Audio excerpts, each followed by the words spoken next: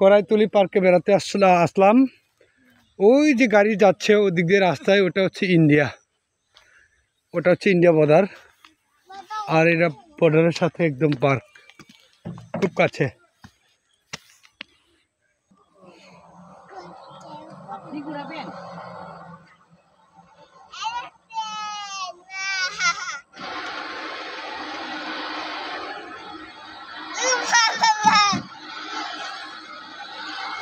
আমার মেয়ে এই চরকিতে খেলছে, সে খেলবে জিত করার জন্য, যে আমরা অন করে দিয়েছি, ও একা করছে। আর একটু খেলো মা।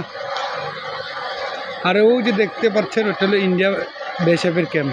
এই যে যে যে এটা হচ্ছে ইন্ডিয়া।